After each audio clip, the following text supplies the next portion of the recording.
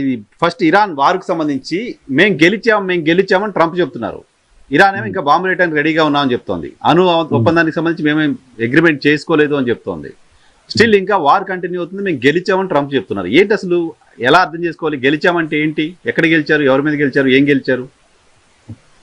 మొత్తం గెలిచిపోయినా అని చెప్తారు ట్రంప్. ఒకటేంటంటే ప్రజాస్వామ్యానికి డిక్టేటర్షిప్ డిఫరెన్స్ ఉంటుందండి.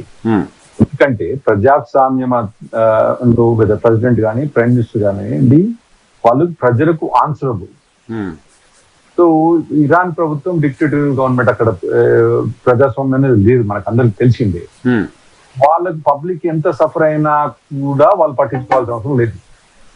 ట్రంప్ కు పట్టించుకోవాల్సిన అవసరం ఉంటుంది. ఇంకోటి ఏంటంటే మీ దగ్గరేమో 5 ఏళ్లకు ఒకసారి ఎలక్షన్స్ వస్తాయి, మా దగ్గర ప్రతి 2 ఏళ్లకు లోక్సభ ఎలక్షన్స్ ఉంటాయి. మొత్తం లోక్సభ అంత లోక్సభ ఉంటుంది. సో ప్రెసిడెంట్ 4 ఏళ్లకు ఒకసారి ఎలక్ట్ అయినా కూడా లోక్సభ మాత్రం ప్రతి 2 ఏళ్ళకి ఎలక్ట్ అవుతారు. ఇప్పుడు ఈ నవంబర్ ఎలక్షన్స్ ఉన్నాయి మాకు. ఇప్పుడు మనం ఆల్రెడీ జూలైకి వచ్చేసాం, ఈరోజు జూలై 1. సో ఇక ట్రంప్ కి ఏంటంటే నవంబర్ 1st వీక్ లో ఉంటుంది మాకు ఎలక్షన్స్. ఈ లోక్సభ ఎలక్షన్ల తర్వాత మా దగ్గర 1/3 ఆఫ్ రాజ్యసభ ఎలక్షన్స్ కూడా అయితే ఎవ్రీ 2 years. అక్కడ కూడా దెబ్బతినే అవకాశం ఉంది. కాబట్టి దగ్గరనే పెట్రోల్ రేట్లు మండిపోతాయి. అందుకోసం ఇంకోటి ఏంటంటే ట్రంప్ కనుక కొద్దిగా బ్యాక్ తగ్గింది అనుకోండి, ఇరాన్ గెలిచిందని చెప్పింది అనుకోండి, ఏమైంది ఆయిల్ ప్రైసెస్ $120 వెళ్ళిపోతాయి. ఓహో, ఓకే. అది మీకు మంచిది కాదు, మాకు మంచిది కాదు, ప్రపంచానికి మంచిది కాదు. గెలిచిందనే అనుకోవాలి, మేము అనుకోవాలి.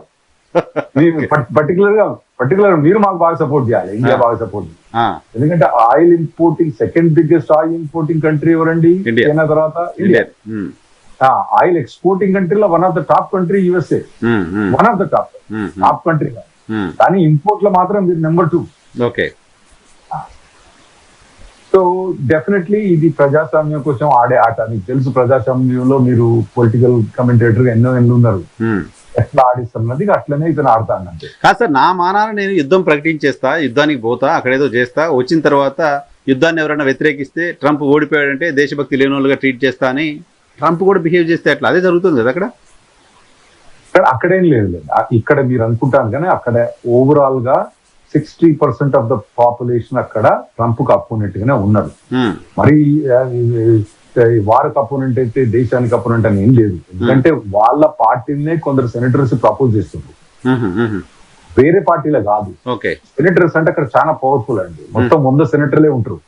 100ల వీళ్ళకు 50 మంది, వాళ్ళకు 50 మంది, కొద్దిగా అప్పుడప్పుడు వీళ్ళకు 60 మంది, వాళ్ళకు 40 మంది అక్కడ ఉంటారు. ఇప్పుడు వీళ్ళకు ట్రంప్ రిపబ్లికన్స్ 54 మంది ఉన్నారు, అందులో వాళ్ళే అపోజ్ చేస్తుంది. దాదాపు 54 మందిలో 6 మంది అపోజ్ చేస్తుంది. సో అట్లేం లేదు, దేశద్రోహి అట్లేం లేదు. సో ఇరాన్ యుద్ధాన్ని కూడా ఎలక్షన్ కి వాడుకునే ప్రయత్నం ట్రంప్ మొదలుపెట్టినట్టు కనపడుతోంది. ఎలక్షన్ కు వాడుకోవడం కాదండి, డిఫెన్స్ లో పడిపోయింది. డిఫెన్స్ లో పడ్డా? డిఫెన్స్ లో పడిపోయింది. దానికి అడ్వాంటేజ్ వాడుకుంటానికి అవకాశం లేదు కాబట్టి డిఫెన్స్ లో పడిపోయింది.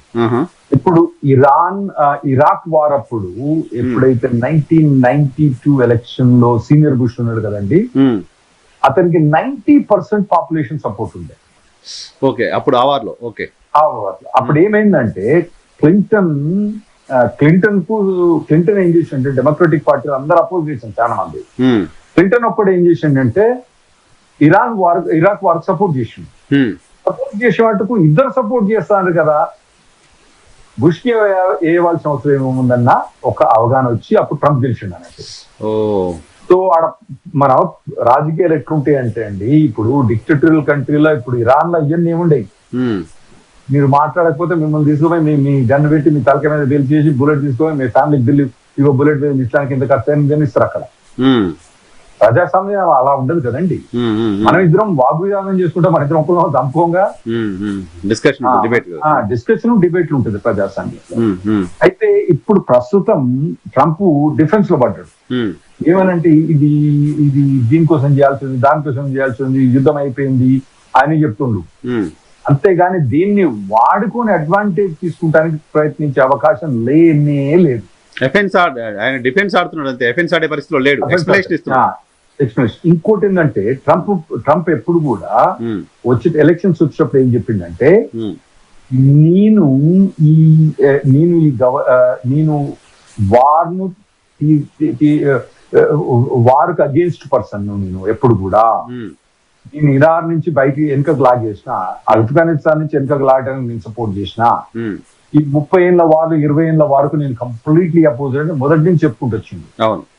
ఇంకోటి ఏంటంటే మెగా ఆర్గనైజేషన్ అని ఒకటి ఉందండి. అంటే ఇప్పుడు బీజేపీలో ఉందనుకోండి, బజరంగ్ దళ్ ఒక ఆర్గనైజేషన్, ఆర్ఎస్ఎస్ ఒక ఆర్గనైజేషన్, వాటి అజెండాస్ వేరే ఉంటాయి అన్నట్టు. వాళ్ళు పార్ట్ ఆఫ్ ది రిపబ్లికన్, మరి వాళ్ళు పార్ట్ ఆఫ్ ది బీజేపీ కాకపోయినా, ఆర్ఎస్ఎస్ పార్ట్ ఆఫ్ బీజేపీ కాదు, అది ఇండిపెండెంట్ ఆర్గనైజేషన్ అని అజెండా వేరే ఉంటది అన్నట్టు. బట్ ఆర్ఎస్ఎస్ ఎవరు సపోర్ట్ చేస్తున్నారని మనం చెప్పాల్సిన అవసరం లేదు. అలా మెగా ఆర్గనైజేషన్ ఒకటి ఉంది అన్నట్టు. ఆర్గనైజేషన్ అంతా కూడా రిపబ్లికన్ పార్టీకి మొదటి నుంచి కూడా సపోర్ట్, ఎందుకంటే ఈ రెండు పార్టీల్లో వాళ్ళు దీంతో ఎక్కువ అయినది. అలా అయినప్పుడు వాళ్ళు ఏంటంటే వేరే కంట్రీ యుద్ధాలు మనకు అవసరం లేదు. ఇప్పుడు మన మీదకి ఎవరైనా యుద్ధానికి వస్తేనేమో వేరే విషయం, కానీ వేరే కంట్రీ యుద్ధానికి మనకు అవసరం లేదు. అయితే ఈ ఆర్గనైజేషన్స్ నుంచి సపోర్ట్ నుంచి వచ్చిన అతనే ట్రంప్ అండి. ఈ ఆర్గనైజేషన్ వచ్చిన అతనే ట్రంప్. ఓకే, సో ఈ ఆర్గనైజేషన్ సపోర్ట్ వచ్చినట్టు ట్రంప్. కాబట్టి ఇప్పుడు అతను ఈ యుద్ధానికి పోయి ఇరుకపోయాడు కాబట్టి అలాకెళ్ళి బయటకు రాకుండా అయిపోయి ఏమంటారంటే కుడిదిల పోయి ఇరుకపోయి ఉండాలి. నా బయటకు రాలేకపోతాడు, నా లోపల ఉండదు.